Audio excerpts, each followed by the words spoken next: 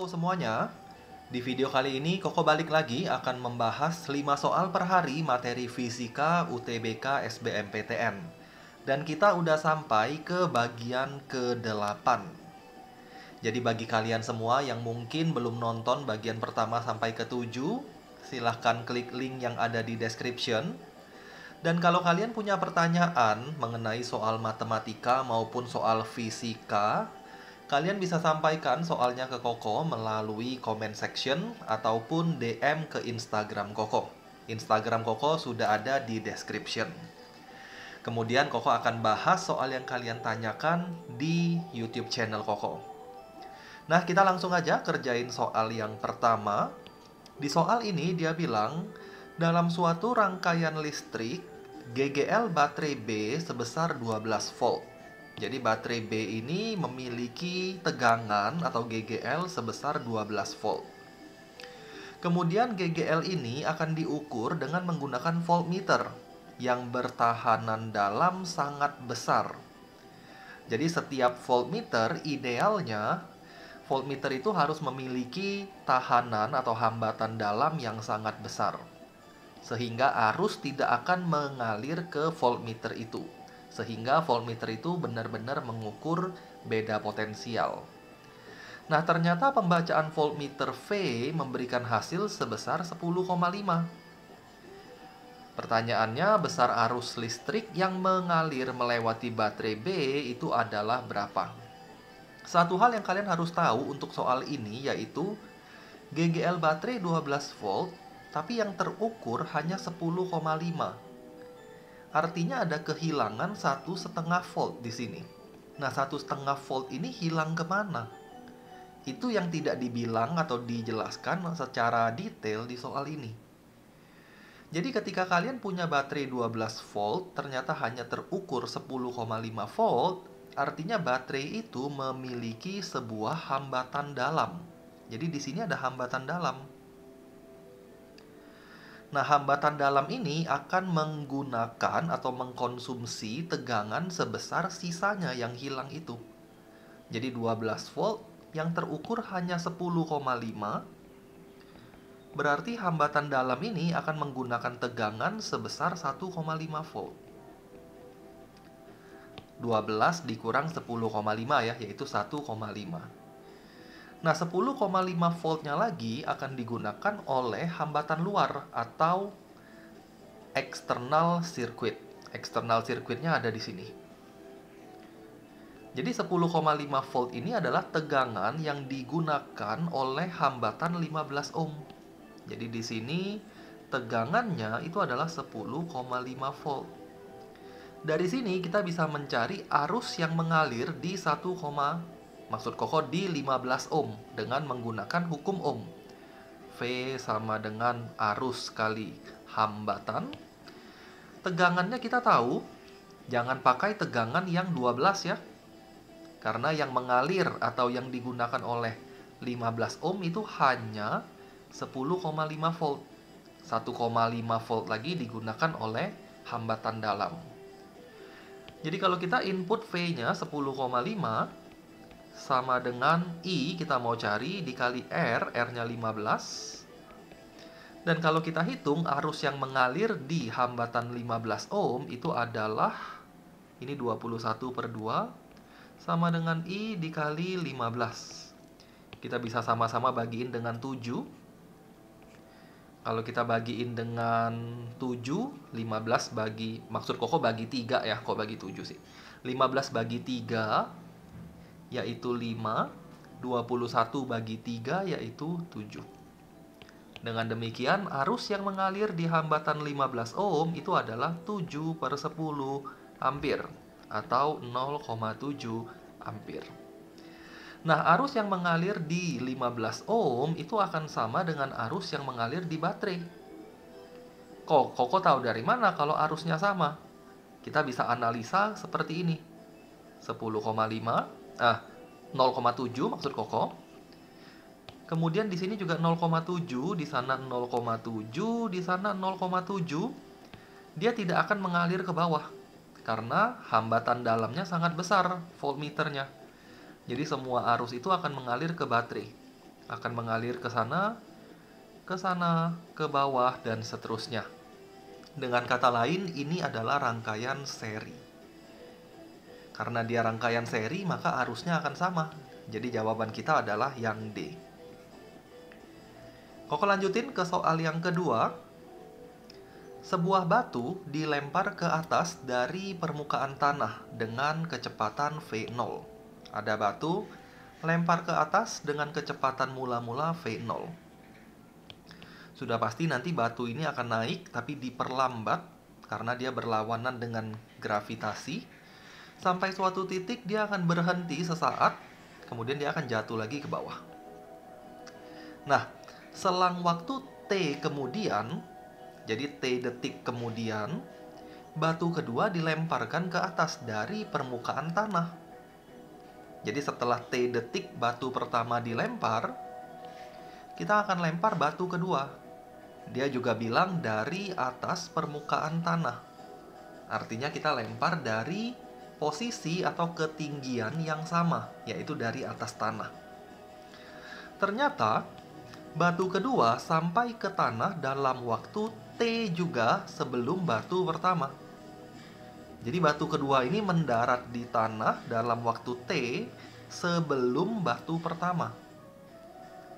Pertanyaannya, jika percepatan gravitasi adalah G, maka selisih tinggi maksimum kedua batu adalah berapa? Nah, ada dua cara pendekatan untuk menjawab soal ini. Yang pertama, tentu saja kita pakai formula GLBB. Yang kedua, kita gunakan pendekatan grafik. Koko akan jelaskan pakai cara yang kedua, pendekatan dengan grafik. Nah, kalau kita gambar grafiknya, pertama Koko gambar grafik batu pertama terlebih dahulu ya. Ini sumbu vertikal, kita kasih nama kecepatan. Kemudian sumbu horizontal, kita kasih nama waktu. Ini waktu. Nah, kecepatan mula-mula dari batu pertama itu adalah V0. Jadi kecepatan mula-mulanya V0. Dia punya kecepatan mula-mula. Kalau Koko gambar di sini, misalnya di sini, anggap aja seperti itu. Ini V0. Nah, kecepatan ini akan berkurang selagi batunya naik. Jadi waktu batunya naik ke atas, kecepatan ini pasti berkurang karena batunya melawan gravitasi. Karena percepatan gravitasi itu konstan, maka dia berkurangnya juga akan konstan. Jadi bentuknya garis lurus seperti ini. Sampai suatu ketika, batu itu akan memiliki kecepatan 0. Begitu kecepatannya sudah 0, berarti dia sudah sampai ke titik tertingginya. Setelah itu batunya akan turun lagi dengan percepatan yang sama, yaitu 10. Jadi kalau Koko gambar grafiknya, kita akan punya grafik yang kurang lebih seperti ini. Nah, kurang lebih grafiknya seperti ini. Bagian pertama dari grafik ini adalah kondisi ketika batunya naik. Kecepatannya berkurang nih. Kalian bisa lihat, kecepatannya berkurang dengan laju konstan. Jadi kemiringannya inilah percepatan gravitasi itu. Jadi kemiringannya adalah percepatan gravitasi. Jadi dia berkurang 10 meter per detik setiap detik. Sampai lama-kelamaan dia kecepatannya 0. Ini adalah kondisi ketinggian maksimum. Jadi kalau Koko kasih keterangan, ini adalah H maksimum. Kecepatannya 0. Setelah dia mencapai H maksimum, batu itu akan turun dengan percepatan G. Jadi dia punya kecepatan akan muncul lagi. Jadinya min 10, min 20, setiap detiknya ya, min 30, min 40, dan seterusnya. Jadi gambar atau grafiknya kurang lebih seperti ini. Nanti sampailah dia di tanah lagi. Jadi kalau Koko gambar seperti ini, nah ini adalah kondisi dia sudah mencapai tanah kembali. Dia sudah mencapai tanah lagi di sini. Ini sudah mencapai tanah.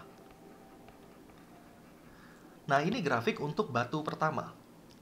Untuk batu kedua, selang waktu T detik kemudian, jadi batu kedua itu bukan mulai saat T-nya 0, tapi T detik kemudian.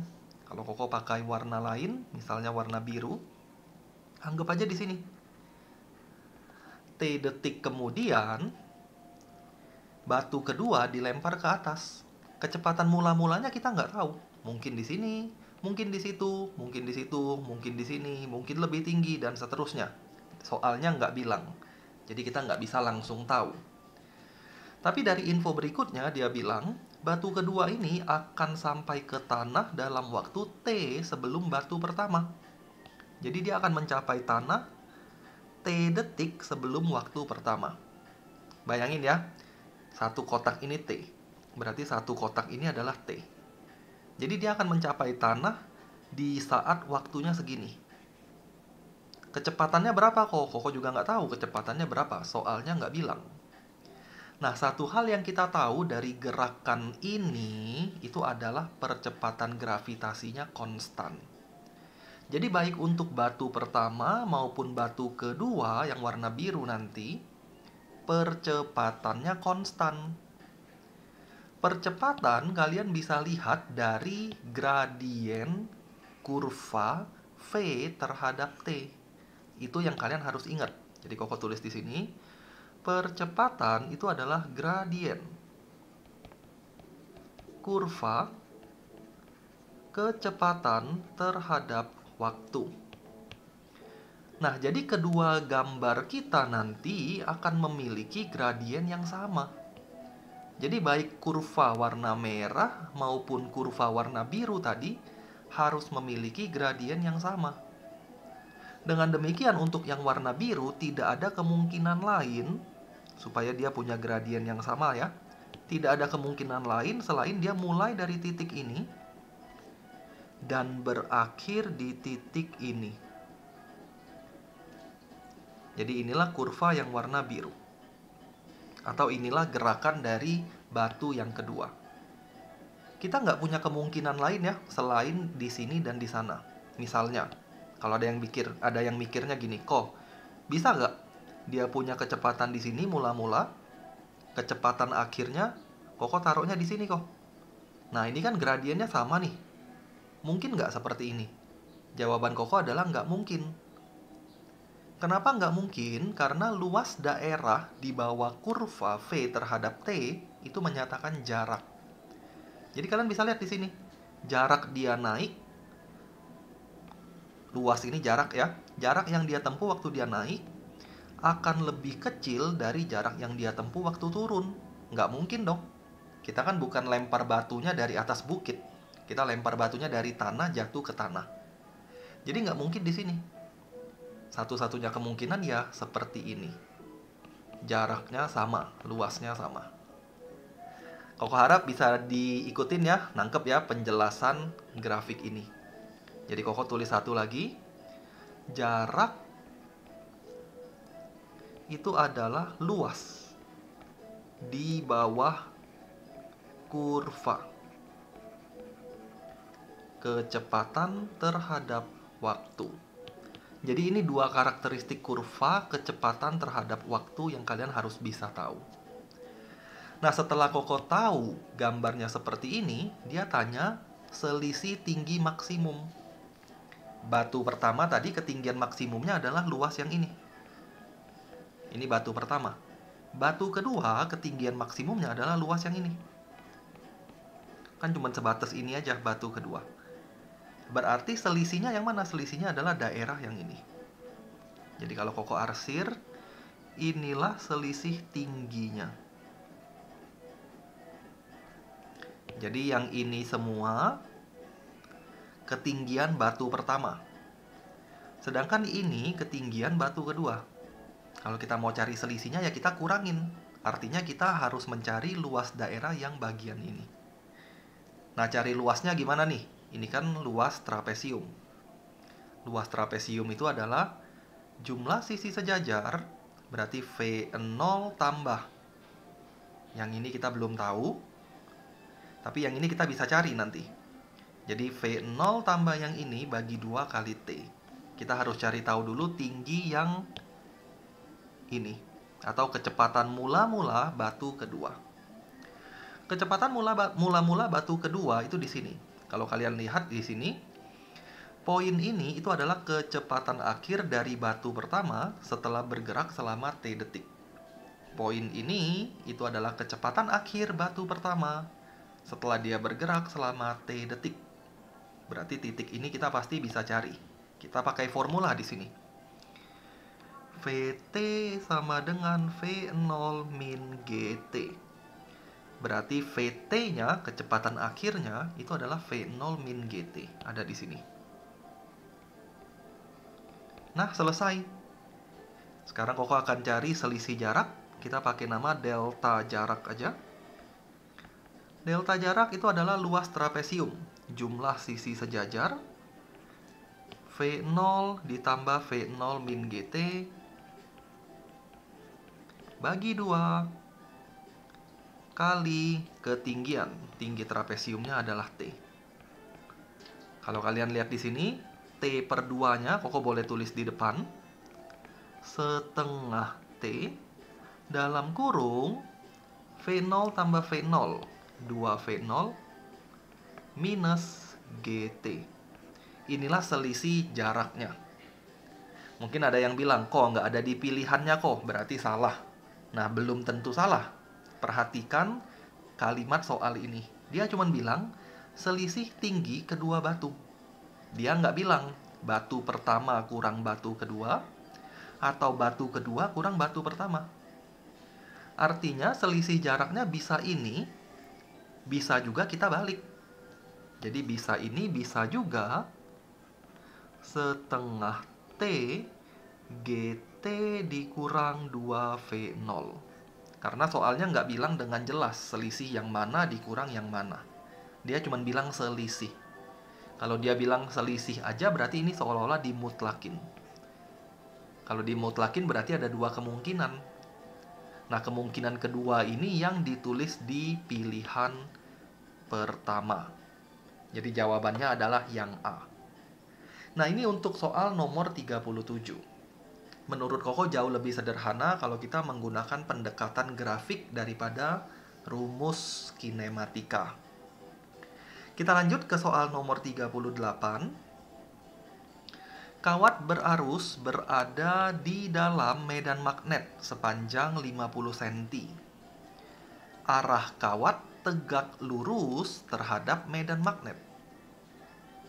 Ketika kawat dialiri arus 10 ampere, resultan gaya yang bekerja pada kawat itu 3 Newton.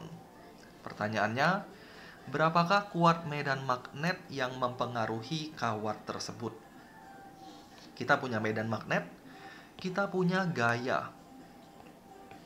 Kalau kalian ingat formula gaya Lorentz, F Lorentz itu adalah BIL sin theta. Theta ini adalah sudut antara B dan I. Itulah tetanya. Di soal ini dia udah bilang kawatnya tegak lurus medan magnet. Jadi kalau Koko gambar misalnya ini kawat, medan magnetnya itu mengarah ke bawah misalnya. Kau tahu dari mana ke bawah? Boleh nggak ke atas? Ke atas juga boleh. Dia cuma bilang tegak lurus. Jadi kita anggap aja misalnya ke bawah. Arus listrik akan mengalir di sepanjang kawat. Jadi arus listrik mengalir di sepanjang kawat kayak gini. Berarti sudut antara B dan I itu 90 derajat. Kita tinggal masukin ke formulanya. Gaya Lorentz-nya 3 Newton. B mau dicari. Arusnya tadi 10. L-nya hati-hati jangan dalam senti. Harus diubah ke meter 0,5. Sin 90 derajat. 10 kali 0,5 itu 5. 5 kali sin 90 yaitu 1. Jadi ini dapatnya 5. Maka B-nya adalah 3/5. 3/5 Tesla. 3/5 itu berapa? Udah jelas. 0,6. Kita lanjutin lagi ke soal keempat. Dan nanti Koko akan akhiri di soal kelima. Plus, Koko akan tunjukkan satu soal yang bisa kalian coba dan Koko akan bahas di video berikutnya. Soal keempat, dalam sebuah awan mendung, bagian atas awan bermuatan positif dan bagian bawah bermuatan negatif. Jadi ada awan, awan itu ada bagian atas, ada bagian bawah. Atasnya positif, bawahnya negatif. Hal ini disebabkan karena induksi oleh muatan bumi. Bagian atas awan bisa bermuatan sebesar 40 kulum. Bagian atas muatannya 40 kulum, sedangkan bagian bawah muatannya minus 40 kulum. Bila muatan-muatan tersebut terpisah sejauh 2 km, berapakah gaya elektrostatik antar keduanya? Pertanyaannya, berapakah gaya elektrostatik antar keduanya? Untuk mencari gaya elektrostatik antar dua muatan, kita bisa gunakan hukum Coulomb. K Q1 Q2 per R kuadrat. Ini formula yang kita akan pakai untuk soal ini. Tadi nomor sebelumnya formulanya BIL sin theta ini ya. Nah, K di sini adalah suatu tetapan, nilai tetapannya 9 kali 10 pangkat 9. Q ini muatan yang pertama, Q muatan kedua, R ini jarak antar mereka. Jadi Koko rasa soal ini udah bisa diselesaikan. 9 kali 10 pangkat 9 kali Q1 40, Q2 juga 40.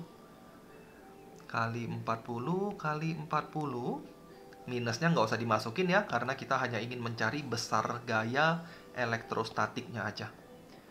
Dibagi dengan jarak kuadrat. Jaraknya 2 kilo, hati-hati unitnya. Unit standar untuk jarak itu adalah meter. Jadi jangan masukin 2 kilo, tapi 2 meter. 2 kilo itu 2000 meter. Jadi 2000 kali 2000. Seperti biasa kita main coret-coretan dulu. Di bawah ini nolnya ada 6. Atas berarti kita buang 6 buah nolnya. 9-nya ini aja kita buang 6, jadi 10 pangkat 3. Kemudian di bawah 2 kali 2, 4. 4 yang bawah boleh dicoret dengan 4 yang atas 1 buah. Sehingga jawaban kita adalah 9 kali 4. Nolnya 1, 2, 3, 4, 5. Jadi 36, nolnya 5. 1, 2, 3, 4, 5. Kalau dijadiin dalam bentuk standar, 3,6 kali 10 pangkat 6 Newton. Jadi jawabannya udah jelas nih, yang C. Kita lanjutin ke satu soal terakhir, nomor 5. Sebuah sel surya memiliki efisiensi eta. Ini kita bacanya eta atau efisiensi. Jadi memiliki efisiensi eta. Luas panelnya itu adalah 40 cm persegi, dan panel tersebut menerima sinar matahari dengan intensitas 10 pangkat 3 watt per meter kuadrat. Jika sel tersebut menghasilkan arus sebesar 0,4 dan tegangan 2 volt, berapakah efisiensinya? Jadi di sini yang Koko tekankan adalah yang pertama menerima. Menerima ini berarti input, menghasilkan itu berarti output. Dan formula efisiensi itu adalah power output dibagi power input kali 100%. Itu formula efisiensi. Koko akan lihat power outputnya dulu. Kita lihat dari bagian menghasilkan arus dengan tegangan. Berarti outputnya ini adalah listrik. Cara menghitung daya listrik itu adalah V dikali I. Jadi kita bisa dapat power outputnya dengan formula V kali I. Maka power outputnya tegangannya 2, arusnya 0,4. Maka daya keluarannya adalah 0,8 watt. Bagian ini udah oke. Tinggal cari inputnya. Inputnya, dia kasih kita informasi intensitas dan luas panel. Kalau kalian ingat formula dari intensitas, intensitas itu adalah daya dibagi luas penampang atau luas area. Dari formula ini kita bisa bilang power input itu adalah intensitas dikali area. Formula ini yang kita mainkan. Intensitasnya kita udah tahu, 10 pangkat 3. Jadi I di sini bukan arus ya, tapi I ini intensitas. Intensitasnya 10 pangkat 3, unitnya sudah SI. Areanya hati-hati, areanya unitnya masih cm persegi. Jadiin meter dulu. Cm jadi meter bagi 100, karena ada kuadrat, maka dibagi dengan 100 kuadrat. Jadi areanya adalah 40 kali 10 pangkat minus 4. Dan kalau dihitung kita akan dapat power inputnya, nolnya buang aja ya. 3, 4 sama 4 habis, maka power inputnya adalah 4 watt. Koko rasa sampai sini selesai. Kalian pasti bisa menghitung efisiensi dari solar cell. Power outputnya tadi 0,8, inputnya 4 kali 100%. 0,8 kali 100, 80 dibagi 4%, hasilnya 20%. Jadi jawaban yang benar ada di pilihan yang B. Nah, pembahasan Koko selesai sampai di sini. Thank you semuanya buat kalian semua yang udah belajar bareng di channel YouTube Koko. Dan Koko benar-benar berharap pembahasan Koko ini bermanfaat dan bisa dimengerti oleh kalian semua. Nah, sebelum Koko akhiri videonya, ada satu soal yang kalian bisa coba kerjakan di sini, dan Koko akan bahas di video berikutnya. Kita ketemu lagi di video berikutnya.